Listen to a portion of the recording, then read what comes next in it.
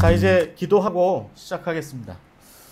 하나님 감사합니다. 오늘 우리 샬롬 교회가 또 토비아 선교회가 함께 모여서 주의 말씀을 함께 또 듣고 나누고 배우고 익히고 또 읽고자 합니다. 주님, 우리가 말씀을 나누고 배우는 가운데 성령께서 함께하여 주시옵소서.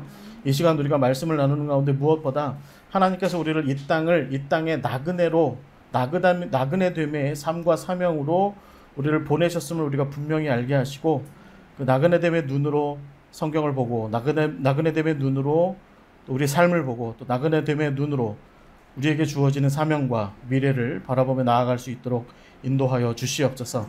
나그네 됨의 피곤함이 있을지라도 우리 샬롬 교회가 늘 한자리에 모여서 예배를 드리는 가운데 회복하고 부흥하게 하시고, 나그네 됨의 정신을 나누는 가운데 우리가 더욱더 깊어지고 더욱더 풍성한 우리 샬롬 교회가 되게 하여 주시옵소서. 이제 시작합니다. 도시들을 배울 때 주님, 우리가 도시가 무엇을 의미하는지, 도시가 갖고 있는 특징이 무엇인지, 도시에 대하여 우리 나그네 된 하나님의 백성이 어떤 마음을 품어야 하는지 바르게 잘 알도록 주님이 이끌어 주시고, 주님의 지혜가, 주님의 경륜이 우리의 성경 공부에 더하여 주시옵소서. 성경 공부 시작합니다. 마치는 시간까지 성령께서 인도하실 줄 믿고 예수 그리스도의 이름으로 기도하옵나이다. 아멘. 자, 오늘 첫 번째 시간입니다. 첫 번째 시간은 에녹입니다. 에녹은 사실은 우리는 에녹 그러면 주님과 동행하다가 300년 주님과 동행하다가 뿅 하고 어느 날 사라진 에녹, 그 사람만 생각하지만 사실은 에녹은 가인의 아들입니다. 가인의 아들. 그래서 이 가인의 이야기가 나오는 4장 넘어서 5장으로 들어가면, 창세기 5장에 들어가면 우리가 아는 그 에녹이 나오죠. 아담과 셋의 계보의 에녹이 나오지만, 오늘 우리가 다루려고 하는 사람의 이름은 가인의 아들 에녹입니다. 그런데 이 에녹이 성경에 나오는 도시의 첫 이름이에요. 네. 모르셨죠? 몰랐다고 하셔야 제가 이런 성경 공부를 해도 희망이 보입니다. 자, 그래서 에녹은 성경에 등장하는 인간이 세운 첫 도시입니다. 그래서 성경이 이 에녹의 이야기를 다룰 때, 에녹이라는 이 도시를 다룰 때 어떤 의미로 다루고 있는지를 함께 나누게 되면, 성경의 도시라고 하는 것이 다루어지게 될 때 이런 의미로 보는구나 라고 하는 그 안목을 우리가 좀 배울 수 있게 됩니다. 넘어가네.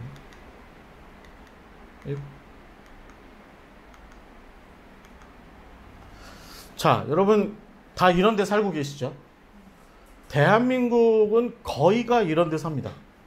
대한민국 사람들 중에 그 자연인들, 텔레비전에 나오시는 그 자연인들, 해발 몇백 미터 산골에 사시는 분들과 몇몇 스님들을 제외하고는 대부분은 이런 데 삽니다. 특히나 한국은 이 도시화율이 거의 80% 이상의 이 인구가 이 도시에 산다라고 이렇게 이야기를 합니다.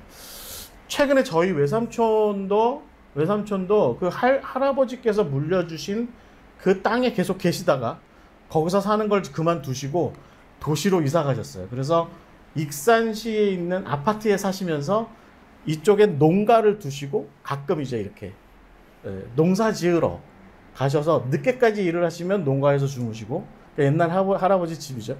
거기서 주무시고, 아니면 대부분은 소위 퇴근이라는 걸 해요. 아침에 농촌으로 출근했다가 오후 저녁 때 이제 도시가 있는 곳, 도시적 삶이 있는 곳 가서 퇴근하십니다. 그래서 요즘에는 가끔 퇴근하시고 나서 익산시 근처에 요즘에 카페가 엄청나게 생긴대요. 그래서 저희 외삼촌이 그 카페 탐방을 주로 이렇게 하고 다니신대요. 그래서 참, 그러니까 이 농부의 삶이랑은 잘 어울리지 않는 것 같아요. 그래서 요즘 당신이 그 에티오피아 예가체프에 깊이 빠지셨다고 저한테 이렇게 얘기를 하시더라고요. 우리나라 사람들은 대부분은 이 도시적 삶을 삽니다. 제가 저희 집사람에게 농촌 가서 사는 거 어때? 그랬더니 문 닫고 나가더라고요. 그러니까 안 된다는 얘기예요. 그러니까 그건 말도 안 되는 소리 하지 마라. 이런 얘기죠. 얘기죠.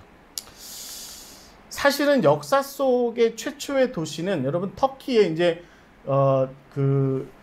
터키 앙카라 근처 좀 약간 좀 왼쪽으로 가시면 차탈회육이라고 하는 곳이 있어요. 차탈회육. 이게 거의 한 지금까지 밝혀진 바로는 한 15,000년. 지금 여러분 보시는 이런 식의 군집하는, 우리가 생각하는 그런 도시랑은 좀 다르지만 집에 벽과 벽이 서로 연결이 돼 있는 식의, 이런 식의 소위 말해서 군집 생활을 하는데, 그냥 무슨 뭐 동물들 군집 생활하듯이 사는 것이 아니라 소위 말해서 어떤 그 안에 어떤 문화와 체계가 있고 시스템이 있고 한 그런 식으로 살아가는 거죠. 이 차탈회육은 특징이 뭐냐면 집의 문이 이 옆으로 나 있지 않아요. 사다리 타고 올라가서 위로 들어가게 돼 있어요. 그래서 여러분, 이게 이제 옛날에는 성벽을 먼저 지은 것이 아니라 집과 집들을 연결해서 그것이 성벽이 되게, 그래서 가장 바깥쪽에 있는 집들은 벽을 두껍게 해서 이게 도시 전체의 벽을 이루도록 하는 그런 스타일의 도시를 건설하니까 한 15,000년 전쯤에 이런 도시들을 이렇게 만들었다라고 이야기를 합니다. 퀘베클리도 유명한데, 뭐 퀘베클리는 사실은 워낙에 같은 터키에 있는데 유명한데, 뭐 거기는 사실은 어떤 종교적인 의미의 도시, 그러니까 종교적 도시로서의 의미를 좀 갖고 있다면, 이 차탈회육은 조금 더 이제 조금 오늘날의 도시적 의미를 조금 더 많이 가지고 있는 것이 특징인데, 우리가 사실은 이런 식의 그러면 고고학이 밝힌, 역사가 밝힌 최초의 도시가 어디냐, 뭐 이런 것들을 우리가 공부하려고 하는 것이 아니라, 여리고도 거기에 들어가죠. 여리고도 거의 역사가 한 10,000년쯤 됐으니까, 도시 역사가. 그런 것을 살피려고 하는 것이 아니라 우리가 살피려고 하는 것은 성경이 말하는 최초의 도시입니다. 성경이 말하는 최초의 도시. 그러니까 오늘 목사님께서 우리한테 뭔가 도시적 삶의 유쾌함과 도시적 삶의 쾌적함의 역사에 대해서 흥미로운 얘기들을 좀 많이 해주시겠거니라고 생각하셨다면 이 성경 공부에 잘못 오신 겁니다. 이 성경 공부는 말하자면 성경이 말하는 도시에 대해서 이야기하려고 하는 겁니다. 우리가 살고 있는 도시인데, 그런데 그것에 대해서 성경이 어떻게 이야기하느냐라고 하는 것을 우리가 이제 함께 이야기를 나누려고 해요. 근데 중요한 건 뭐냐면, 성경에 여러분 인터넷에 성경 그 소프트웨어 같은 데 들어가셔서 이렇게 찾기 같은 거 있잖아요. 거기에 도시라고 쳐보세요. 안 나옵니다. 그러니까 무슨 얘기예요? 도시는 성경의 언어는 아니라는 거예요. 이 시티라고 하는 이 표현은 사실은 한참 후에 우리가 근대화되고 나서, 중세도 한참 지나서 소위 시민이라고 하는 사람들의 계층이 생겨서 그 사람들이 나름대로 스스로 일구어서 짜맞춰 나가기 시작한 그런 어떤 군집된 삶의 자리들, 뭐 이런 것들을 도시라고 이야기하는데, 그런 식의 도시로서의 표현은 사실은 성경에는 나오지 않아요. 성경에는 도시라는 표현 안 나와요. 오히려 뭐 예를 들어서 성읍, 뭐 이런 표현들은 나오죠. 그러니까 구분은 돼 있습니다. 예를 들어서 성이나 성읍 그러면 조금 큰 데고, 고을 이렇게 돼 있으면 그거는 시골 마을이라는 뜻이에요. 고을 이런 표현들로 돼 있기도 해요. 근데 어찌됐든 중요한 건 성경에 도시가 없지는 않아요. 성경에 보통 성읍 뭐 이런 식으로 해서 도시가 없지는 않은데, 그런데 성경은 도시에 대해서 이야기하지는 않아요. 성경은. 근데 지금 저는 여러분하고 성경 공부를 지금 애써서 하려고 하는 거예요, 지금. 이게 무슨 의미겠습니까?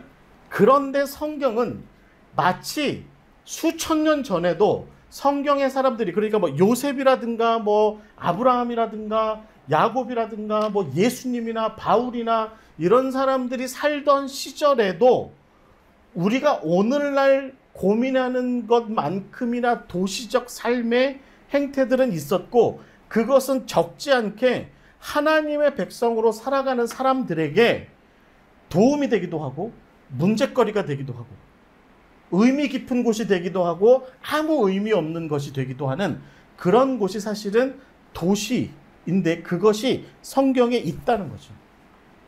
그래요, 여러분, 우리가 성경이 도시에 대해서는 말하지 않는데, 도시라고 적시해서 말하지는 않는데, 도시에 대해서 말하는 것들을 가만히 들어보면 오늘도 역시 우리가 살아가고 있는 이 도시, 그들도 살았던 그 도시, 그 도시에서 우리는 어떻게 살아가는 것이 합당하냐라고 하는 그 의미를 좀 찾아가 볼 수 있겠다라는 것이죠.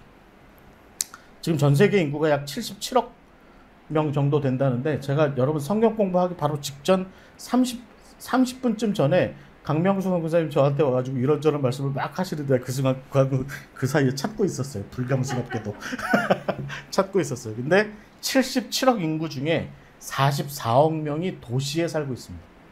전체 보면 57.5%가 도시에 살고 있는데, 2050년쯤 되면, 그러니까 우리 해랑이나 별이가 어른이 돼서 살 때쯤 되면 거의 100억 인구쯤 될 텐데 70억 인구쯤이 도시에 살 거래요. 그러니까 도시화라고 하는 것은 점점 가속화될 거라는 겁니다.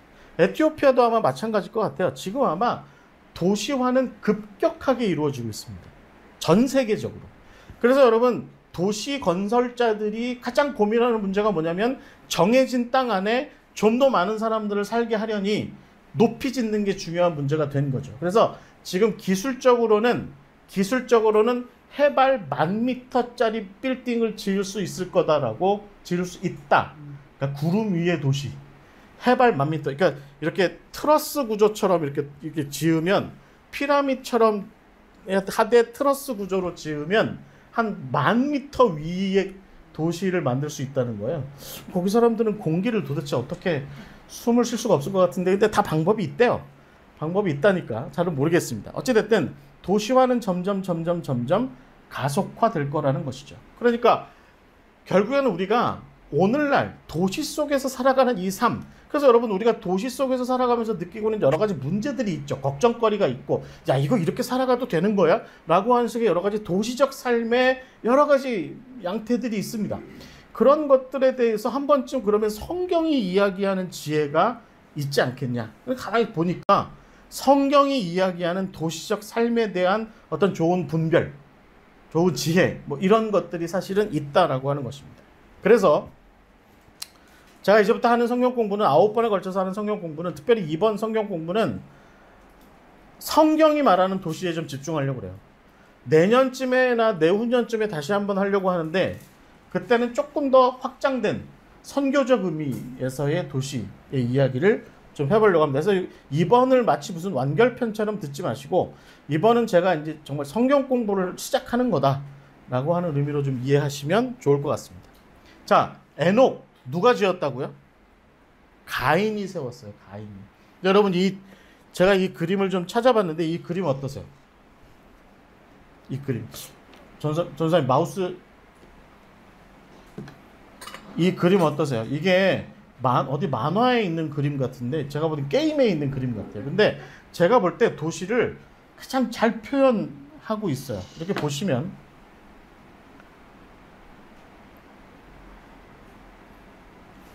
네, 이렇게 보시면 여기 성벽 같은 것도 있죠. 이렇게 성벽이 있죠. 그 다음에 요 밑에 주택가들이 이렇게 있고, 그 위에 이런 걸 보통 뭐라고 얘기하냐면 시타델이라고 보통 얘기합니다. 시타델. 요즘은 좋은 아파트를 시타델 이렇게 얘기하지만, 이게 높은 곳에 요새처럼 이렇게 만들어진 이런 곳이 있는 거죠. 그러니까 이 도시를 가만히 보시면 이게 공격형은 아니에요. 방어형이지. 도시의 가장 중요한 특징은 뭐냐면 방어형이라고 하는 특징이 있습니다. 그러니까 누군가가 외부로부터 공격을 해오는 것에 대해서 막아내기 위한 요새, 어떤 포트리스 같은, 포트리스로서의 기능을 하는 그런 곳이 도시다라고 하는 것이고, 여러분, 여기서 한 가지 깊이 있게 우리가 봐야 되는 게 뭐냐면, 여러분, 여기다가 뭘 심는 게 잘 날까요? 아니면 여기 푸른 땅에다가 뭘 심는 게 잘 날까요? 푸른 땅에다 심는 게 뭐가 잘 나겠죠. 그렇죠? 이 도시의 특징이 뭐냐면 생산하는 게 없어요. 그죠? 도시는 자기들이 먹을 것을 생산하지 못하는 곳이 사실은 도시입니다. 유통은 하죠. 유통은 하지만 생산하지 못하는 곳이 도시입니다. 그러니까 굉장히 방어적이고, 그리고 스스로 먹을 것을 생산해내지 못하는 일종의 사람의 거주지인데 생산력이 없는 곳, 뭐 이런 곳이 도시적 특징이 갖고 있는 이런 곳이에요. 그러니까 결국은 여기 사는 사람들은 생산성은 없이 방어만, 누가 쳐들어올까 근심 걱정만 하다 보니, 여기 앉아서 복작복작하게 여기서 살고 있는 사람들은 대체적으로는 좀 이렇게 무슨 과대 공포 같은 거, 뭐 이런 것도 좀 있고, 생산성이 없으니 남의 것 갖다가 뜯어먹으려고 하는 그런 탐심이라든가 이런 것들에 궁림한 많은 사람들이 사실은 도시적 삶을 살아가는 사람들의 특징이다. 뭐 이런 것들을 좀 우리가 함께 병행해서 생각해 보면서 그런 도시를 처음 세운 사람이 가인이다. 가인은 왜 도시를 세웠을까라고 하는, 이 에녹이라는 도시를 세웠을까라고 하는 이야기를 오늘 우리가 창세기 4장의 이야기를 통해서 함께 좀 나눠보고자 합니다. 자, 여러분 이제 페이퍼 다 있으시죠? 페이퍼를 봐가면서 제가 절대로 여기서 벗어나지 않을 겁니다. 이걸 좀 보면서 하시면 됩니다. 글씨 보기 싫으시면 제가 이제 화면에 띄워놓은 그림 보시면 됩니다. 자, 첫 번째 우리가 좀 생각해야 되는 게 뭐냐면 가인의 상태입니다. 가인의 상태. 그러니까 도시를 건설하기 이전에 가인의 상태가 어땠냐. 우리가 잘 아는 바대로 가인은 어떤 사람이에요? 아담의 첫째 아들이죠. 아담의 첫째 아들인데 이 사람이 뭘 했죠? 나중에 누구를 죽였죠? 자기 동생 아벨을 죽였어요. 그 아벨을 죽인 사건의 이야기를 가만히 들여다보면 결국에는 이 가인의 이야기는 하나님과 아담 사이에 이미 괴리가 발생하기 시작했는데, 그래서 아담이 에덴 동산으로부터 쫓겨나서 하나님께서 늘 아주 편하게 임재하시던 곳이 에덴 동산인데, 거기서부터 아담을 쫓아내고 나니까 하나님과 아담 사이에 일종의 말하자면 괴리라고 하는 것이 발생하기 시작했는데, 그 괴리의 간극을 더욱더 벌려놓은 사람이 사실은 우리가 가인이다라고 이제 이렇게 이야기를 할 수 있습니다. 당장에 여러분 우리가 이제 뒤에서 그런 얘기 하겠지만 결국에는 가인이 동생 아벨을 죽이고 나서 에덴의 동편 노 땅에 가서 살았다, 이제 이렇게 돼 있거든요. 근데 사실은 아담도 에덴으로부터 벗어나서 살았어요. 근데 이제 우리가 이렇게 좀 이야기를 볼 때는 에덴으로부터 좀 멀지 않은 곳에서 아마 하나님의 천사가 화영검을 들고 있는 걸 보면서 살았을 것 같아요. 그런데 가인은 거기서부터 아예 멀어져서 노 땅이라고 하는 곳에 가서 살기 시작했다는 거죠. 그러니까 이 괴리가 발생했다라고 하는 것인데, 그 괴리가 발생하는 일련의 과정을 창세기 4장이 잘 이렇게 이야기하고 있습니다. 그 첫 번째 이야기가 뭐냐면 창세기 4장 3절부터 6절 말씀이에요. 한번 이야기 볼까요? 우리가 한번 찾아볼까요? 창세기 4장 3절부터 6절 말씀. 그러니까 이제 아담이 아내 하와와 더불어서 동침해서 가인을 낳았다 이렇게 되어 있고, 이제 아벨을 낳았다라고 하는 게 2절까지고, 3절 말씀부터 보시면 이렇게 되어 있습니다. 세월이 지난 후에 가인은 땅의 소산으로 제물을 삼아 여호와께 드렸고, 4절에 보시면 아벨은 자기도 양의 첫 새끼와 그 기름으로 드렸더니 여호와께서 아벨과 그의 제물은 받으셨다. 그런데 5절에 보시면 가인과 그의 제물은 받지 아니하신지라. 그래서 가인이 몹시 분하여 안색이 변했다 이렇게 되어 있습니다. 여러분 여기서 중요한 건 뭐냐면, 여러분 우리가 성경학교 때, 옛날에 주일학교 때 어떻게 배우셨어요? 왜 아벨의 제사는 받고 가인의 제사는 안 받으셨다? 뭐라고 배우셨어요? 선교사님 빨리 얘기하세요. 양약교회에서 뭐라고 가르치셨는지. 생각이 안 나요? 이건 해석이에요, 해석. 옛날에 주일학교 선생님들은 이거 해석을 많이 해주셨어요. 어떻게 해석했냐면, 첫 번째 해석은 뭐냐면, 가인은 곡식을 바쳤다. 그 다음에 아벨은 짐승을 바쳤다.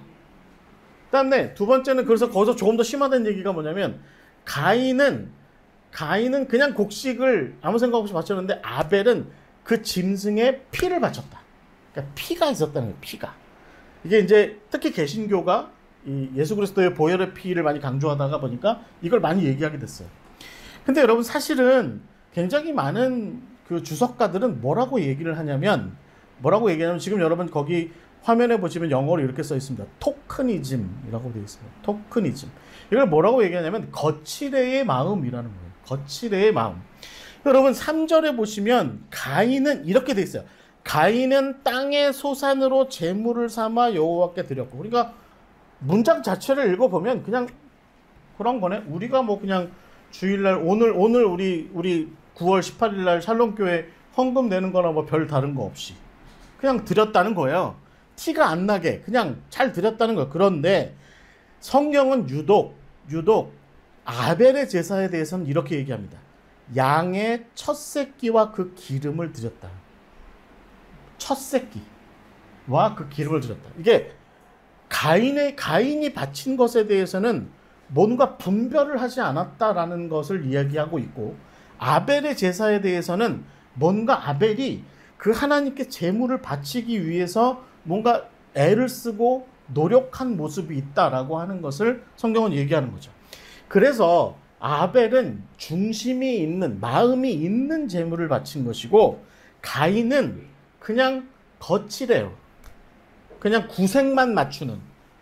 이 토크니즘이라고 하는 게 사실은 남북전쟁 이후에 남부의 그 농장 주인들이 노예들, 흑인 노예들을 해방시키라고 이제 국가에서 얘기했겠죠. 통일된 미 합중국에서 노예들은 다 해방시켜요. 그 다음에 어떤 법이 있었냐면 그들을 다시 고용하게끔 돼 있었어요. 그런데 그것을 그냥 구색만 맞추는 수준에서 하는 경우가 많았어요. 그래서 대부분의 남부의 노예들이 그때 당시에 미국 땅을 막 유랑하고 막 유리하는 사람들이 되어버리니까 국가적인 아주 골칫거리가 돼버리는 문제가 있었는데, 거기에 대해서 정부에서 남부의 그 농장주들한테 야, 너네 그렇게 하면 안 되는 거 아니야? 그랬더니 뭐라고 얘기했냐면, 아니, 우리는 하라는 거 다 한 거야. 법대로 하라는 거 다 했어. 라고 이렇게 얘기했는데, 그때 많은 기독교인들이 그 문제에 대해서 얘기할 때 그런 게 바로 토크니즘이다. 라고 이렇게 얘기했어요. 그러니까 거칠에만 그렇게 한 거죠. 그냥 모양새만 갖춘 거예요. 그러니까 가인의 모습은 바로 여기에 있었던 겁니다. 가인의. 근데 그 다음 얘기가 뭐예요? 그리고 나서 5절에 보시면 가인이 그 재물을, 하나님께서 그 가인의 재물을 받지 않으니까 가인이 화를 내요. 그러니까 이제 얘기가 그렇게 흘러가는 거죠.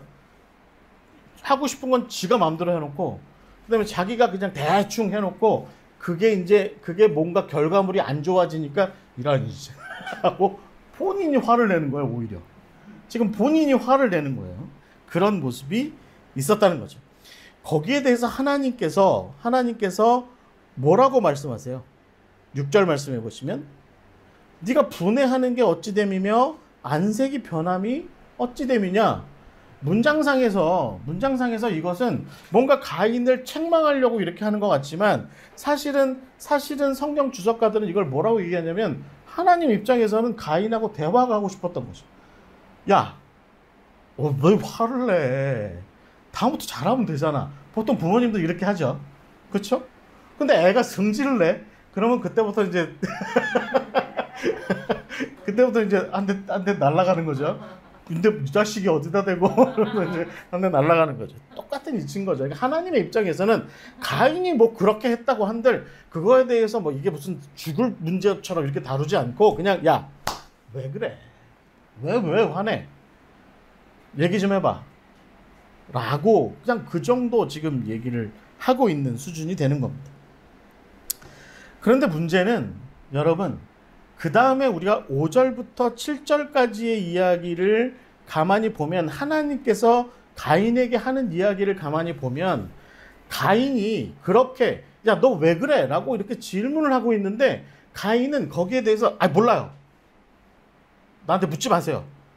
라고 하면서 오히려 하나님께 튕겨내고, 그리고 나서 결국은 하나님께서 가인을 주밀하게 보는 건 뭐냐면, 네가 선을 행하면 낯을 들고 다닐 텐데 네가 선을 행하지 않으니까 그런 거 아니야. 그런데 너 계속 그렇게 하다 보면 악한 죄라는 놈이 저 문 앞에서 이렇게 도적처럼 기다리고 있다가 네가 상한 마음으로 돌아다니는 어느 순간에 너를 확 덮쳐서 너를 삼켜버릴 수 있다. 조심해라. 이렇게 이야기를 한 거죠. 그럼 뭘 얘기하겠습니까? 하나님께서, 가인은 지금 자기 속내를 아는 하나님의 낯을 피하려고 하고 있고, 하나님께서는 가인의 그 변개한 마음과 얼굴을 책망하시고, 오히려 야, 그 죄, 너의 마음에 그거 좀 다스려. 그런 거 좀 다스려. 라고 이렇게 지금 대화로 풀어가고 계시는 거죠. 그런데 여러분, 그러나 가인은 하나님의 책망 앞에서 돌이키지 않고 자기를 하나님과 더 동떨어진 깊은 곳으로 함몰시켜 버립니다. 이게 여러분 이런 모습이 어디에도 나타나냐면 요나서 1장에 나와요. 요나서 1장에. 어떻게 했어요? 요나가 니느웨로 가라고 하나님께서 니느웨로 가라고 하는데 다시스로 도망가다가 배가 풍랑을 만나니까 뱃사람들한테 뭐라고 얘기해요? 아, 그거 나 때문이야. 나 때문이야. 그러면서 여러분 요나서의 이 부분을 가만히 읽어보면 이런 식이에요. 요나는 뱃사람들한테 이렇게 얘기해요. 나 때문이야. 나 때문이야. 전양반이 성질이 좀 고약해. 나 때문이야. 그런데 나는 그렇다고 저런 하나님 앞에 내가 고개를 떨구고 싶진 않아. 내가 고개를 숙이고 겸손하게 굴고 싶진 않아. 그러니까 나를 차라리 바다에 던져버려. 이렇게 얘기한 겁니다. 이렇게. 그러니까 나를 더욱더 깊은 심연으로 빠뜨려서 하나님이 아예 나를 찾지 못하게 만들어. 그러면 너네는 살아. 그리고 나는 저 니느웨를 어떻게든지 구원하시겠다고 얘기하는 저 하나님의 마음에 안 드니 이참에 나는 하나님께로부터 영원히 좀 빠이빠이 하고 싶으니까 나를 던져버려. 지금 요나는 지금 그런 마음인 거예요. 죽어도 괜찮아. 나중에 저 4장 가면 뭐라고 그래요? 요나도 하나님께서 그 가인한테 하듯이 똑같이 물어. 네가 성냄이 합당하냐라고 물을 때 요나가 뭐라고 대답해요? 내가 100번 죽어도 맞습니다. 라고 그렇게 얘기하잖아요. 그래서 지금 이 가인의 마음이 요나의 마음인데 그 두 마음의 공통점이 뭐냐면 하나님께서는 어떻게든지 야, 좀 왜 그래? 라고 이렇게 물으시는데 거기다 대놓고 아유, 묻지 마세요. 찾지 마세요. 나 찾지 마세요. 나 지금 화났으니까 나 건들지 마세요. 누구 아들처럼 나 건들지 마세요. 라고 하면서 삑 토라져가지고 지금 돌이켜서 더욱더 하나님으로부터 멀어지는 겁니다. 그런데 멀어지면서 결국에는 어떤 일을 벌입니까? 동생을 본 거죠. 하나님의 낯을 피해서 더 하나님께로부터 멀어져서 들판 한가운데로 나갔더니 마침 거기에서 아벨이 어정어정 돌아다니고 있는 거죠. 가서 돌로 쳐 죽이게 됩니다. 돌로 쳐 죽이게 됩니다. 이런 이야기의 끝에 결국에는 여러분 우리가 11절부터 14절의 이야기를 가만히 볼 필요가 있습니다. 그래서 이제 이 우리가 잘 아는 얘기처럼 아벨이 가인에게 그렇게 죽고 나서 하나님께서 묻죠. 야, 네 동생 아벨이 어디에 있냐? 라고 물으니까 가인이 뭐라고 얘기합니까? 내가 동생을 지키는 자입니까? 내가 어떻게 압니까? 라고 이야기를 해요. 그러니까 하나님께서 뭐라고 말씀하세요? 네가 가인을 죽였구나. 그러니까 네가 이제부터 아무래도 내 앞에서 벌을 받게 될 거야. 여러분 11절과 12절에 보시면 네가 땅에서 저주를 받을 것이다. 네가 밭을 갈아도 땅이 다시는 그 효력을 내지 못할 것이고 너는 땅에서 피하여 유리하는 자가 될 것이다. 여러분 제가 아까 뭐라고 말씀드렸습니까? 도시민들의 특징이 뭐라고요? 생산성이 없다고요. 이게 저주받은 삶이에요. 이 도시의 삶은 생산력이 없는 사람들의 이 삶이 저주받은 삶이에요. 이 가인의 저주가 사실은 이 도시를 살아가는 우리들에게 계속 그 저주가 흘러내리고 무슨 가계의 저주를 끊어야 되나? 하여튼 그 가계의 저주가 계속 흘러내리고 있는 겁니다. 중요한 문제는 뭐냐면 13절부터 가인이 하는 말들입니다. 이렇게 얘기해요. 여호와께 아뢰되 내 죄 벌이 지기가 너무 무거우나이다. 14절에 보시면 주께서 오늘 이 지면에서 나를 쫓아내시온즉 내가 주의 낯을 배웁지 못하리니 내가 땅에서 피하여 유리하는 자가 될 것이다. 무릇 나를 만나는 자마다 나를 죽이겠나이다. 이렇게 얘기합니다. 여러분 이 모습이 여러분 굉장히 흥미로워요. 뭐냐면 하나님께서는 가인의 피를 찾고 있어요. 야, 네 동생 어디 갔어? 내가 창조한 아담과 하와의 둘째 아들 아벨이 어디 갔어? 이렇게 물었는데 가인은 그가 죽은 것에 대해서 뭐라고 대답합니까? 내가 그를 뭐 어떻게 했다고 난 그하고 나하고 아무 상관이 없어요. 라고 이렇게 얘기를 하고 하나님께서 기어코는 야, 너 아벨 죽였잖아. 라고 이렇게 얘기를 하니까 그 다음부터 무서워지기 시작한 거죠. 땅이 자기를 저주하고 그리고 자기가 다니는 곳곳에서 사람들이 자기를 죽일지 모르겠다라고 하는 그런 생각이 들게 되자 그는 하나님께 이렇게 얘기하는 거죠. 제가 두렵습니다. 제가 앞으로 지게 될 이 짐들이 무겁고 제가 경험하게 될 일들이 두렵습니다. 라고 이렇게 이야기를 합니다. 여러분, 이게 무슨 의미냐면 지금 가인은 아벨이 안중에 없는 거예요. 자기가 죽인 아벨은 안중에 없어요. 그냥 이 사람은 그냥 그로 인해서 벌어지게 된 이 모든 두려운 상황들, 이 험악한 상황들, 이 문제가 되는 상황들만 싫은 거예요. 싫은 거예요. 그래서 제가 이 구절을 이렇게 읽다가 제가 옛날에 저희 어머니한테 혼날 때 혼나는 것만 싫어. 혼나고 맞을 일만 싫은 거예요. 그러니까 어떻게든지 안 맞고 어떻게든지 피하고 어떻게든지 그 엄마가 나한테 줄 어떤 형벌 뭐 이런 것만 그것만 무서워. 그것만 무섭고 내가 벌인 문제는 하나도 안중에 없어요. 안중에 없어요. 그때 저희 어머니가 말씀하셨거든요. 네가 잘못한 거를 생각해야지 네가 왜 혼날 것이 무서운 것만 생각해. 사내 자식이 혼나는 게 무서운 줄 알면 왜 그런 짓을 했어? 라고 말씀하신 거죠. 그러면 이게 가인의 모습이에요. 이게 가인의 모습이에요. 이게 여러분 점점 이것이 사실은 아담 이후에 그나마 하나님과 동행하고 같이 살던 에덴으로부터 멀어졌는데 거기서부터 더 하나님과 괴리되는 모습의 점입 가경을 사실은 우리가 볼 수 있는 거죠. 거기 뭐가 있어요? 당장에 제가 말씀드린 토크니즘. 그냥 대충 하는 거죠. 그냥 거칠에만 그냥 하나님 보시기에 좋았더라. 뭐 그냥 요것만 그냥 겉에만 잘 갖추면 되는 그런 식의 마음들. 그냥 중심은 하나도 없는 그 마음에 하나님 앞에 온전히 하고자 하는 그런 진정성은 하나도 없는 그런 태도로 일관하고 있는 가인. 그리고 나서 그렇게 해서 벌어지는 모든 문제를 다 아벨한테 뒤집어 씌워서 아벨을 때려 죽이고 그리고 나서는 최종적으로는 어떤 모습을 가져요? 죄책감이라고는 하나도 없고 그냥 두려움만 있어요. 두려움만. 무섭기는 한 거예요. 그것에 대해서만 하나님께 얘기해요.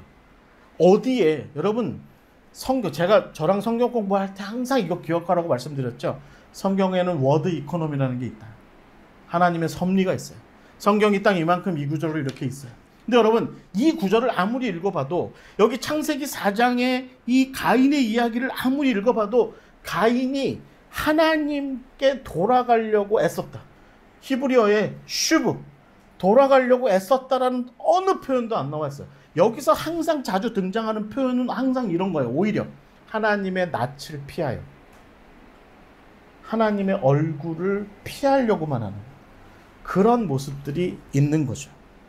이게 바로 지금 우리가 도시라고 하는 것을 이야기하기에 앞서서 가인이라고 하는 사람이 최초의 도시를 세웠는데 그가 도시를 세우게 된 사실은 심리적인 배경, 마음의 배경이 바로 이 창세기 4장의 이 이야기에 이렇게 담겨 있는 것입니다.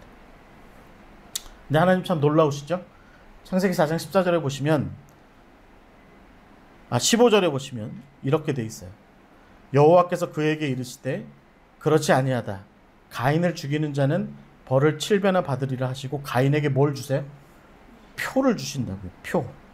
그를 만나는 모든 사람에게서 죽임을 면하게 하시니라. 하나님께서는 장치를 마련해 주신 거죠. 표를 하나 주신 거예요. 그러니까 이렇게 종이 하나 이렇게 종이에다가 가인을 죽이면 안 됨. 죽이는 놈 내가 7배로 갚아주겠음. 아니 상하게 하는 놈 7배로 갚아주겠음. 죽이기라도 하면 가만히 안 둔 뭐 하나님 100 이렇게 써가지고 종이 하나. 자 이거 가져가. 자 이제 전사님 가져가세요. 이거 표예요. 네. 표예요 표. 이거 어디 가서도 잘 쓰세요. 에? 만약에 전사님이 누가 이제 전사 해코지 하려고 하면 그걸 딱 띄미는 거예요. 이게 하나님의 표다. 에? 하나님의 표다. 감히 나를 못 건드린다. 뭐 이렇게 하는 거예요. 이렇게 하는 거죠. 하나님은 이렇게 하셨어요. 중요한 건 뭘까요? 가인은 믿었을까요? 받기는 받았죠. 그 표를. 그리고 나서 한 거죠. 이런 걸 가지고 이게 나를 구원한다고? 이게 나를 어쩐다고? 이 종이떼기가 뭐 어쩌라고? 에이. 이런 마음을 품었던 사람이 사실은 가인이었을 거라는 거죠. 우리가 그 이야기를 그 다음에 이야기에서 더 볼 수가 있습니다. 여러분, 그래서 여러분 16절에 보시면 이제 이야기가 계속 진행이 됩니다.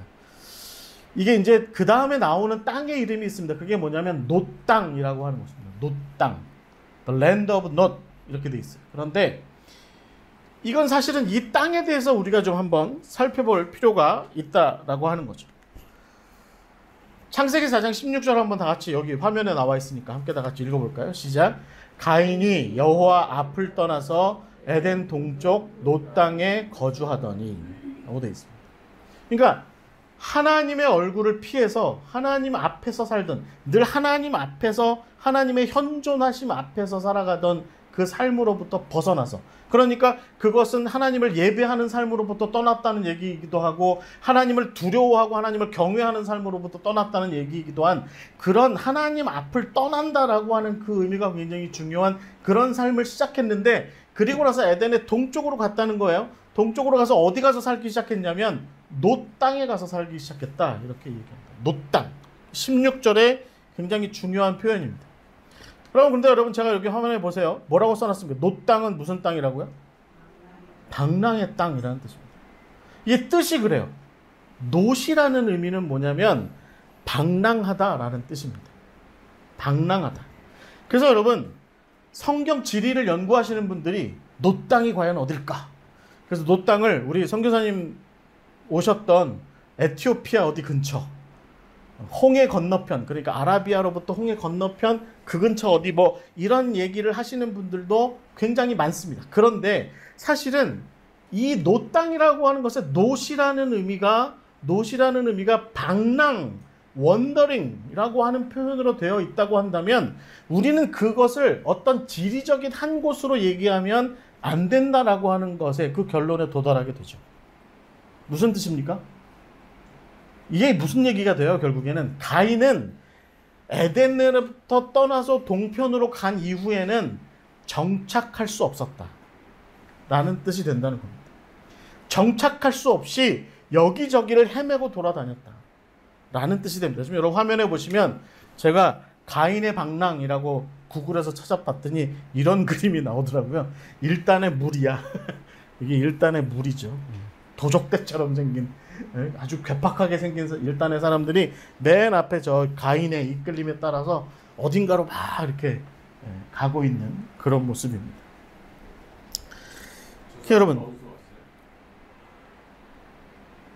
제가 좀 이따가 말씀드리겠습니다. 그래도 되죠, 장로님? 좀 이따가 말씀드릴게요. 그러니까 그 가인의 놋 땅의 이주는 결국 하나님과 더욱 멀어져서 하나님 앞에서 정주하면서 거주하면서 하나님의 얼굴을 늘 보며 하나님을 예배하고 하나님을 경배하며 그리고 늘 하나님을 경외하는 마음으로 살아가던 그 삶으로부터 하나님과는 아예 거리를 둔 채로 살아가는 삶으로 나아가는데, 그 삶의 기본 방식이 뭐냐면 원더링, 방랑하는 삶이 되었다라는 것이죠. 방랑하는 삶이 되었다. 왜 방랑하게 됩니까? 왜? 그것은 이미 하나님께서 가인에게 주신 범죄자이기 때문에 네가 겪을 수도 있는 문제에 대해서 말씀하신 그 부분에 이미 드러나 있습니다. 땅이 일단 저주하잖아요. 그러니까 밭을 갈아도 소산물이 생기지 않고 뭘 심어도 나지 않고 땅이 거부를 해요. 땅이 이 가인을. 그리고 다니는 곳곳에 사람들이 다 알아봐요. 너 동생 죽인 놈이라며. 다 알아봐요. 그래서 위협하고 협박하고 가인을 그렇게 해서 가인에게 사기치는 놈도 있을 것 같고, 말하자면 협박해서 물건을 뜯어먹으려고 하는 놈도 있을 것 같고, 잡아다가 죽여가지고 또 어디 무슨 장기 팔아먹으려고 하는 그런 놈도 있었을 것 같고, 그런 놈들이 주변에 가득한 거예요. 가인이 다니는 곳곳마다.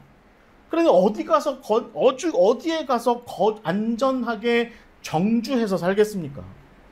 이리저리 헤매고 다니는 거죠. 여기서 조금 살다가 결국엔 떠날 수밖에 없게 되고, 저기서 조금 살다가 보면 또 떠날 수밖에 없는 거죠. 땅이 거부하기도 하고 사람들을 믿을 수 없으니까. 가인에게는 지금 뭐만 있습니까? 두려움만 있다니까요. 가인에게는 내가 어찌 될까 하는 두려움만 가득한 채로 이리저리 떠돌아다니는 삶을 살고 있는 것이 바로 지금 가인의 모습이다라는 것입니다. 결국 여러분, 가인의 삶은 결국에는 가인의 마음속에는 불신이라고 하는 것이 자라기 시작하는 거죠. 이게 단순히 하나님만 믿지 못하는 것이 아니라 mistrust, 그러니까 믿음이 항상 방향을 잃는 거죠. 신뢰가 방향을 찾지 못하고 제 길을 찾지 못하고 항상 엇나가고 빗나가고 삐뚤어나가고 이상하게 가고 그런 삶이 계속해서 이어지는 삶이 결국은 가인의 삶인 거예요. 어디에도 의지할 데 없이 결국은 의심만 가득한 삶, 그 삶이 바로 가인의 삶이었다라는 거예요. 이 노 땅에서의 삶이 그랬다라고 하는 거죠. 예수님께서 마가복음 4장에 보시면 예수님께서 제자들과 더불어서 바다로 나가시죠. 그 밤에 풍랑이 입니다. 제자들이 다들 어부들이고 갈릴리 출신들인데 풍랑이 너무 세. 무서워요. 겁나요. 근데 제가 아는 한 장로님이 뭐라고 말씀하셨냐면 수십 년을 어부 생활을 했다고 파도가 2m만 넘으면 파도가 무섭지 않은 건 아니다. 뭐 별거 아닌 것처럼 막 건들건들 배 위에서 막 다니지만 사실은 속으로는 되게 무섭대요. 오래 뱃사람을 해도 무섭대요. 그러니까 이제 베드로도 그랬겠죠. 그런데 여러분, 그 배 위엔 누가 있었어요? 예수님이 있었죠. 예수님은 어떤 분이에요? 하나님과 더불어 세상을 창조하신 분이에요. 그러니까 여러분, 예수님께서 제자들이 예수님 우리 살려주세요 막 하니까 깨어나서 보니까 풍랑이 일고 바람이 많이 불고 파도가 치고 그러잖아요. 예수님께서 뭐라고 말씀하세요? 파도야 잠잠하라, 바람아 멈춰라 라고 말씀하시죠. 마치 창세기 1장에 태초를 창조하실 때 그렇게 물들을 그렇게 한 곳으로 몰아세우시고 세상 모두를 당신의 안정적인 샬롬의 질서 가운데로 그렇게 만드셨던 그 행위처럼 그 행위를 다시 갈릴리 바다에서 다시 일으키신 거죠. 그리고 나서 예수님께서 제자들한테 뭐라고 말씀하세요? 이 믿음 없는 사람들. 무슨 믿음? 무슨 믿음입니까? 너희들과 한 배를 타고 있는 존재가 세상을 창조하고 세상을 섭리하고 세상을 다스리는 존재인데 왜 너희들 그게 믿음이 없냐라고 그렇게 말씀하신 거예요. 똑같은 이치로 생각해 보세요. 왜 가인은 결국에는 우리 전사님도 갖고 계신 저 표 있잖아요, 표. 근데 그 표에 대해서는 아무 생각 없이 여전히 방랑하고 여전히 두려워하고 그런 가운데 배척당하고 죽임당할까 두려워하고 그런 가운데 불신하는 마음, 믿지 못하는 마음, 그것만 자꾸 생겨나는 그것이 바로 가인의 모습이라는 것이죠. 사실은 가인에게는 믿음의 근거가 있었어요. 내가 신뢰하고 믿음 가운데 굳건하게 설 만한 근거가 있었어요. 그게 뭐냐면 하나님께서 주신 표였다는 거죠. 표. 종이떼기 하나라도 표가 있다니까요. 그 표가. 근데 그 믿음을 가지고 그가 거기에서 새로운 삶을 살았어야 되는데 그렇게 살지 못했다는 것입니다. 그렇게 해서 여러분, 그렇게 해서 지금까지 제가 말씀드린 가인의 이 엇나간 마음, 하나님으로부터 괴리되기 시작한 이 엇나간 마음과 그 마음이 노 땅을 방랑하면서 더욱더 심화되고 더욱더 강화되고 하는 그런 와중에 세워진 것이 바로 에녹이라는 도시다라는 것입니다. 에녹이라는 도시. 여러분, 도시, 아까 제가 말씀드렸듯이 아까 이 뒷배경으로 보여드린 이 그림에서 도시가 갖는 특징, 이 포트리스가 갖는 여러분 이 포트리스, 이 성체가 갖는 특징이 뭐라고요? 보호하는 거라고요. 공격용이 아니라 방어용이에요. 방어용. 어떤 존재들이 외적들이 쳐들어왔을 때 침범하지 못하게 만드는 그것이 바로 성의 중요한 특징이죠. 포트리스가 갖는 중요한 특징이죠. 왜 가인은 이런 포트리스 같은 것으로서의 에녹성을 지은 거예요? 결국에는 누구도 못 믿겠다. 나의 이 노 땅에서 방랑하는 이 삶을 누구에게서도 내가 이거 해결하지 못하겠다. 그러니 내가 내 스스로 나를 보호하고 나를 좀 안전하게 해보자 라고 하는 생각에 만든 것이 에녹성이고, 그게 결국에는 성경에 나와 있는 성경이 말하는 인류 최초의 도시인 거죠. 자기를 보호하기 위해서 세운 것이 도시라고 하는 것입니다. 도시. 여러분, 이게 결국은 우리가 성경이 말하는 도시라고 하는 것이 어떤 의미를 갖고 있다라고 하는 것에 대해서 한번 좀 진지하게 생각을 해 보셔야 됩니다. 이미지적인 모습이 있어요.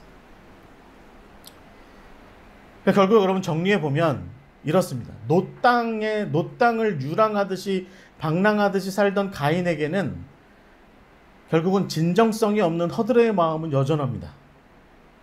네. 이 허드레의 마음 도시민들한테 많이 있죠. 허영심 같은 마음. 그냥 거칠에만 번드르르 하려는 그런 마음. 죽임을 당할까 하는 두려움. 저나 여러분이나 사실 다 있죠. 골목길 걸어갈 때 유유자적 걸어가세요. 제가 며칠 전에도 구두 신고 밤에 저희 집에 걸어가는데 제 앞에 걸어가던 왜 여자분이 재빨리 걸어갔더라고요.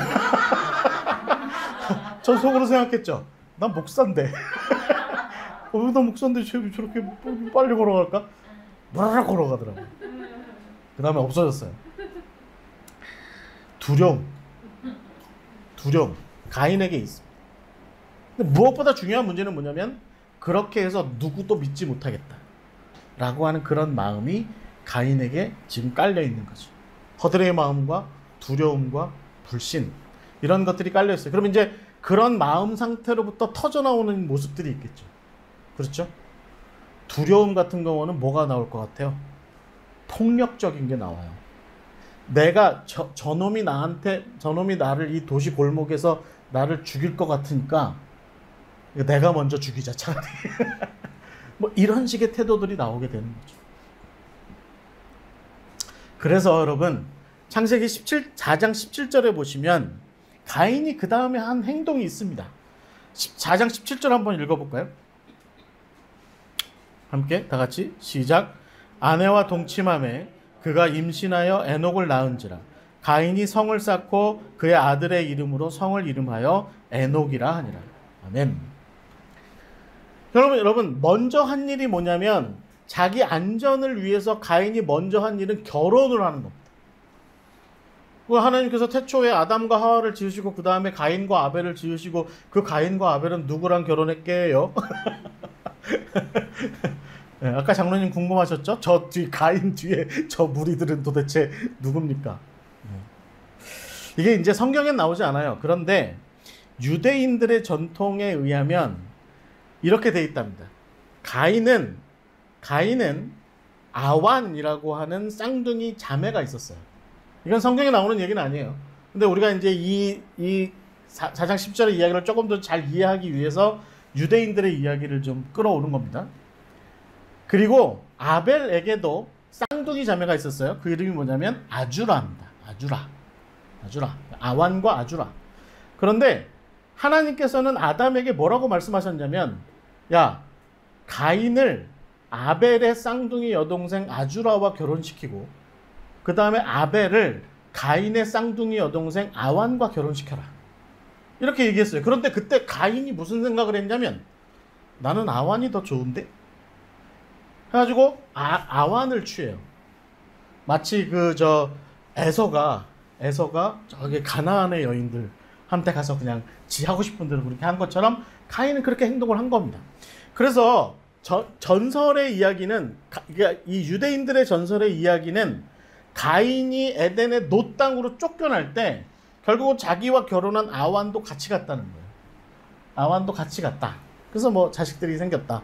그리고 그 자식들이 더 많아졌는데 결국에는 가인에게 칼을 돌린 사람들은 누구예요? 자기 자식들인 거죠. 계보학적으로 얘기하는 그런 얘기가 되는 겁니다. 그러니까 자기 자식들한테서 공포를 느끼고 두려움을 느끼고 저놈들이 혹시 나를 죽이지는 않을까? 이런 생각을 하게 된 거죠. 그게 어떻게 가능할까요? 여러분 성경의 상식은 그게 말이 됩니다. 왜냐하면 성경의 옛날 사람들은 다 900살씩 살았으니까. 이해가 되세요? 그러니까 성경의 앞뒤로 맞추면 그렇다는 얘기예요. 그러니까 중요한 건 뭐냐면 우리가 더 주밀히 봐야 되는 문제는 뭐냐면 가인이 아주라가 아닌 아완과 결혼했다는 겁니다. 그러니까 이 결혼이 하나님 보시기에도 그리고 아담의 집안 입장에서도 썩 좋지 않은 결혼이었던 겁니다. 그렇게 해서 결혼을 하게 될 때 결국에는 가인의 마음은 뭐가 있었을까요? 가인의 마음은 내가 이 노 땅에서 거주하면서 이런 생각을 한 거죠. 내가 차라리 내 여동생, 내가 오직 하나 믿을 만한 딱 하나 존재, 아완이 낫다. 아주라랑 결혼했으면 저 아주라가 지 오빠 죽였으니까 분명히 나를 독살하려고 음식에다가 독 탔을 텐데 벌써. 근데 내가 다행히 아완이랑 결혼했으니까 그 아완은 나를 죽이지도 않고 나랑 결혼해서 지금 자식들도 낳고 잘 살고 있지 않냐? 라고 하는 생각을 갖게 된다는 겁니다. 이게 굉장히 상식적인 생각이거든요. 여러분, 가인은 결국에는 그 노 땅을 방황하면서 누구도 믿을 수 없고 누구도 의지할 수 없을 때 누구를 의지하게 되는 거예요? 아완을 의지하게 된 거예요. 전설의 얘기로 치자면 그렇습니다. 그러니까 결국은 가인은 자기의 안전망을 어떻게 해서 형성하려고 했냐면 자기가 잘못 결혼한 아완과 더불어서 그 다음에 거기서 나오는 자식들과 더불어서 안전망, 자기의 어떤 안전함을 얻어보려고 추구해보려고 했던 것이죠. 그 다음에 한 행동이 뭐냐면 자기 아들 이름을 걸어서 도시를 건축하게 된 겁니다. 여기에 이제 오늘 우리가 이야기하고자 하는 것에 굉장히 중요한 이 의미가 이 에녹이라고 하는 이름에 담겨 있습니다. 영어식으로는 사실은 이게 에녹이라고 이렇게 되어 있는데 히브리어를 읽어보시면 약간 그 뭐라 그러죠? 이게 여기 후두음을 깐 하노크 이렇게 읽어요. 하노크.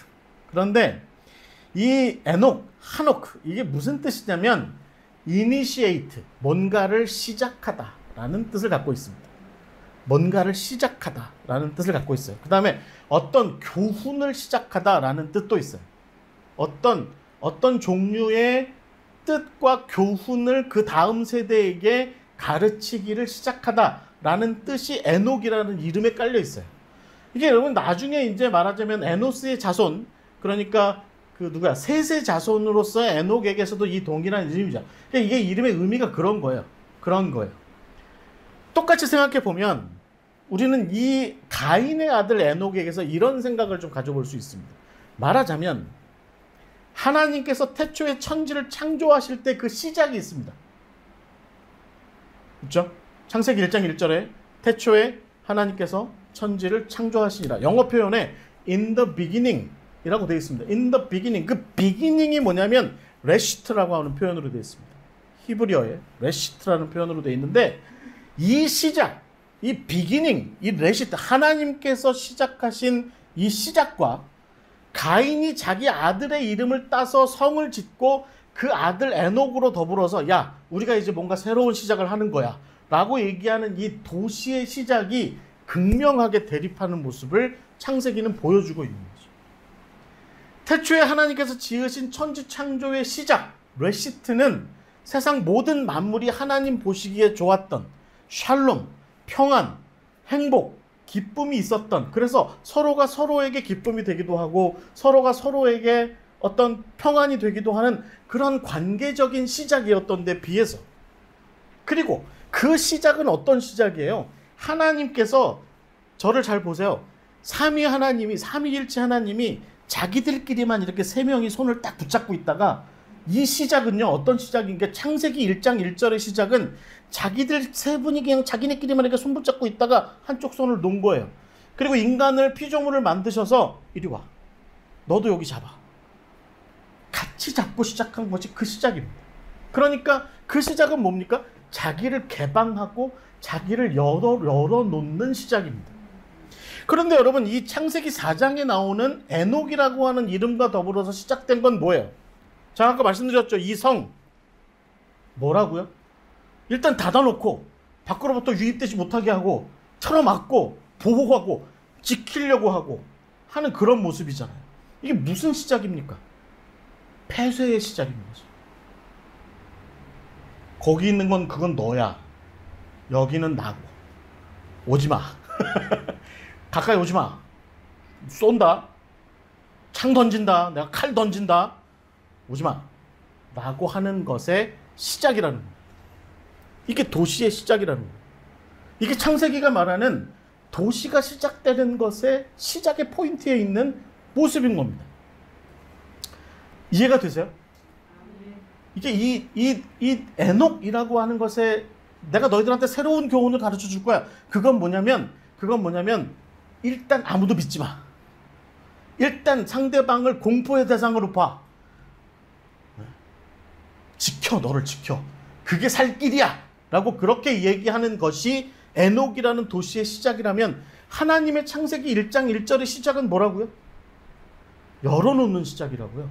그게 적이든 그게 나쁜 놈이든 그게 죄인이든 그게 장녀든 세리든 어떤 놈이건 일단 열어. 들어와. 괜찮아. 들어와. 우리랑 손 잡자. 같이 밥 먹자. 같이 나누자. 같이 살자. 이게 창세기 1장 1절의 시작, 하나님의 시작이에요. 그런데 창세기 4장에 나오는 에녹의 시작은 반대라고.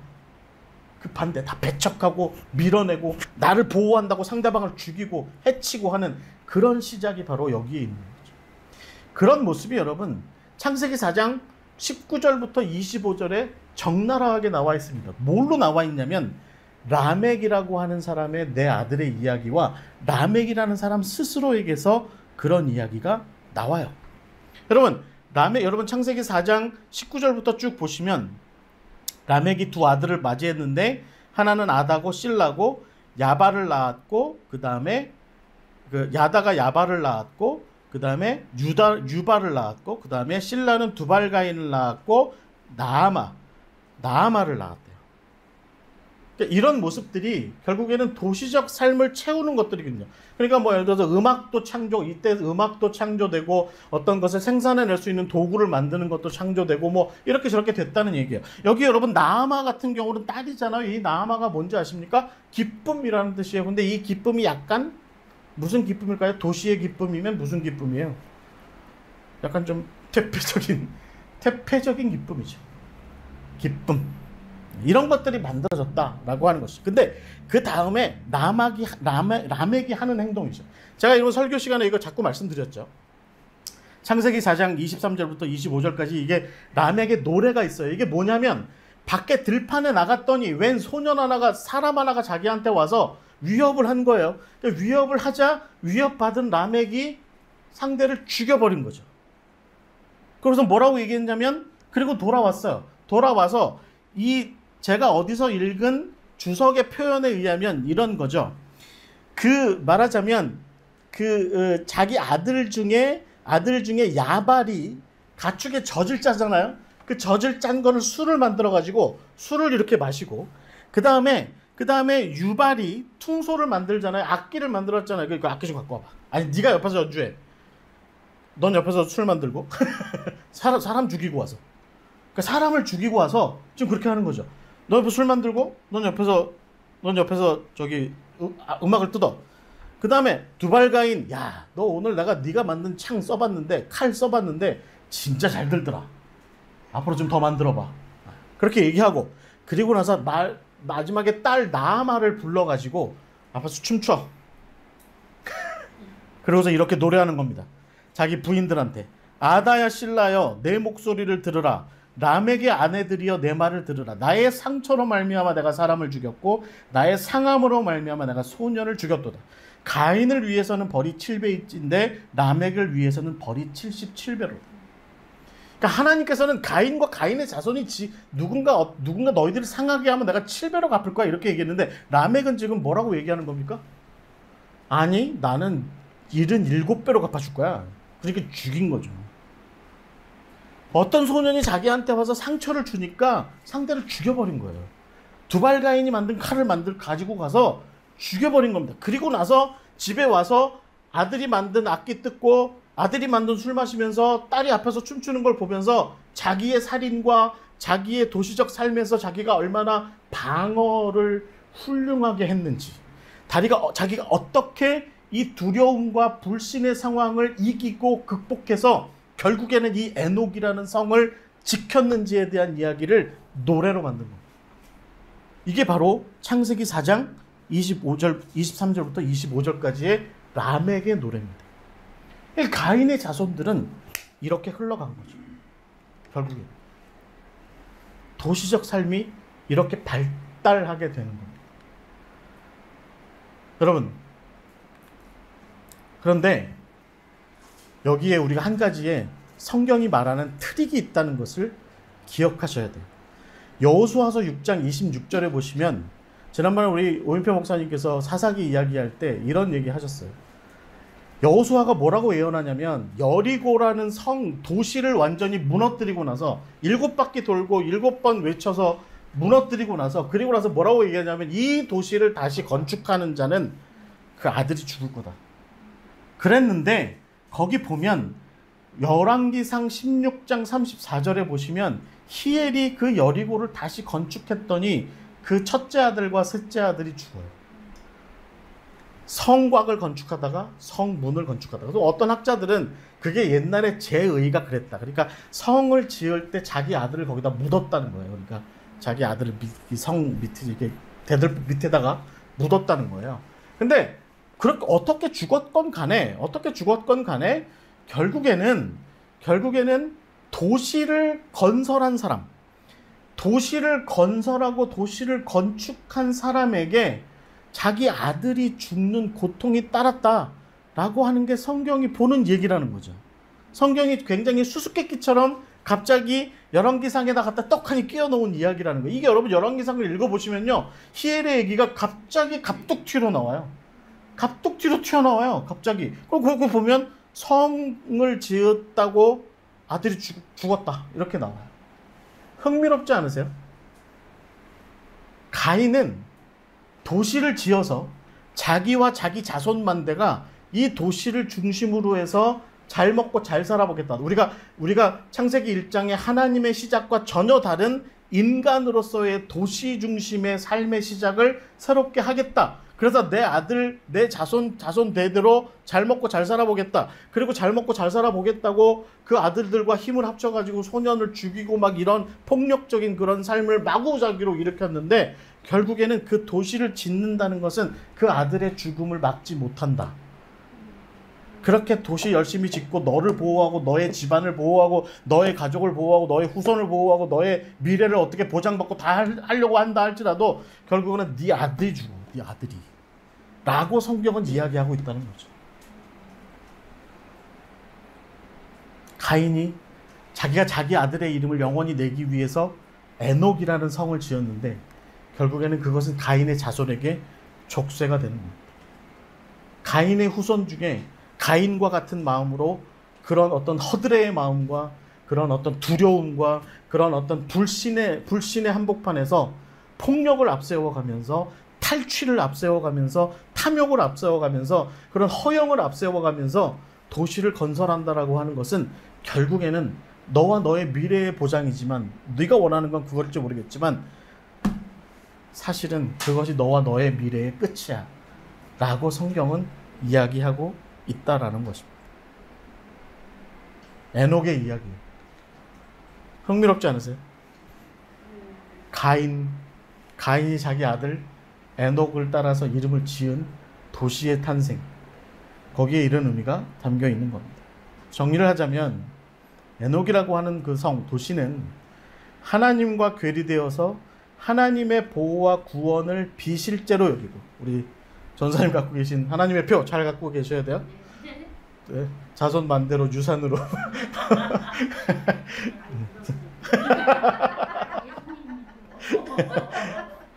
하나님과 괴리되어서 하나님의 보호와 구원을 비실제로 여기고, 그리고 자기가 궁리하고 자기가 건설한 것은 실제라고 여기는 그 도시적 행태가 시작된 것이 에녹성이다.